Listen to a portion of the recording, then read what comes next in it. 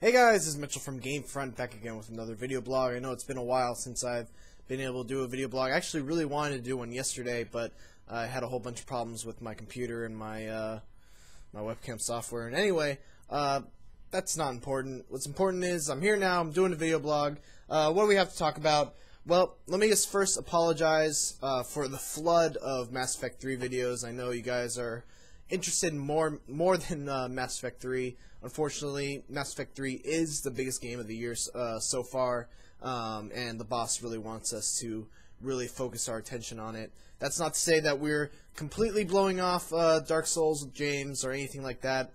Don't worry, James will have to suffer through more of Dark Souls. I will make sure of it.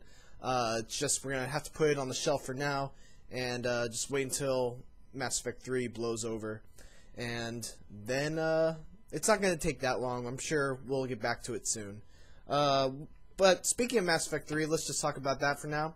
I'm really liking it. I do think that I enjoyed Mass Effect 2 a little bit better, and the reason for that is because I feel like when I'm playing Mass Effect 3, I'm missing out on way too much by not having a Mass Effect 2 save. I'm going through parts of the game and realizing, wow, if Rex was here, this scene would probably mean a lot more. If Thane was here, this whole part of the Citadel would be a lot more interesting.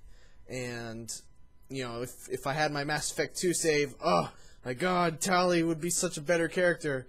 So yeah, there's that. And also, I feel like just the missions in Mass Effect 2, since they focus more on developing a relationship with each individual crew member, they meant a lot more in the scope of things.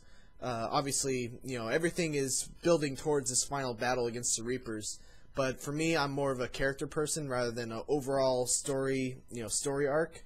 So I really liked in Mass Effect 2 how you could take on each mission, and each character in your party had their own special mission that covered their arc. So yeah, I still really like Mass Effect 3 though. I think it's easily the best game I've played so far in the year. What else is there to talk about? Asura's Wrath. Finally got that back up. I know I said I was gonna try to get that done by this weekend, but once again, Mass Effect 3. But I did everything I could to get the next 2 videos up for you guys. I'm hoping that I'll be able to get about 2 videos done a day or so for Asura's Wrath, and if that holds, Asura's Wrath should basically be done by Wednesday or so, because there's not that many episodes left in it. Speaking of Asura's Wrath, and speaking of the people that made Asura's Wrath, look what I got today. I got the new Naruto Ninja Storm Generation games. Not games. I'm not doing a walkthrough for it, I just kind of picked it up for myself.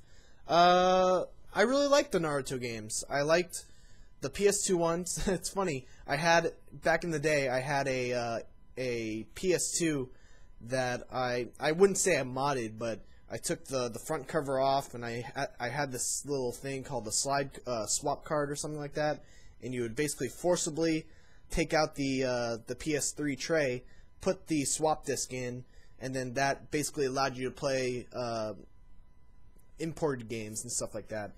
And not really, they let you play burn games as well, but don't tell anyone. So yeah, when I had that PS2 rather, I used to always play the old Naruto games for the PS2, and the third one, Naruto Ultimate Hero 3, was really one of my favorite games on the PS2. I really loved that game. It had a surprising amount of depth for a anime fighter.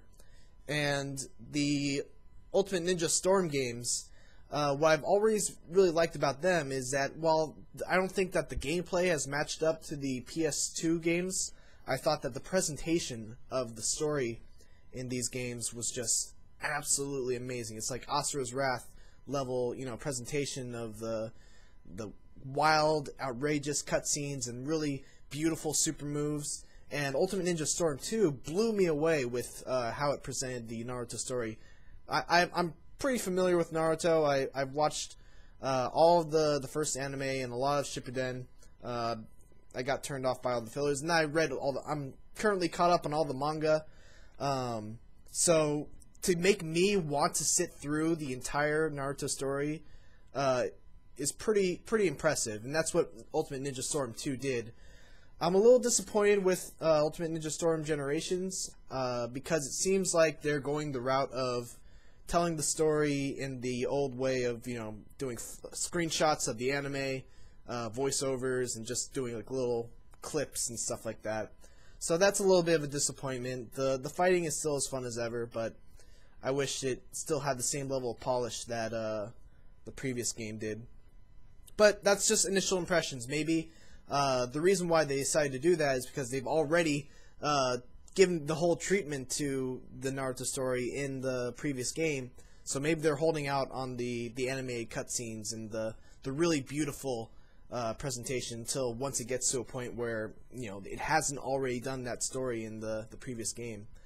So we'll see. I'm withholding judgment. The game is still fun, and I'm still having a good time with it. That's pretty much it. I just wanted to give you guys an update, and I haven't done a video blog in a while. So there it is. Thanks for watching. Hopefully you guys don't leave us because we're just uploading a bunch of Mass Effect 3 stuff. Eventually the Mass Effect 3 stuff will pass, and hopefully you guys are actually watching it. I'm putting a lot of effort into it. Hopefully my enjoyment of the game is showing through in the walkthrough. And that's pretty much it. So thanks for watching.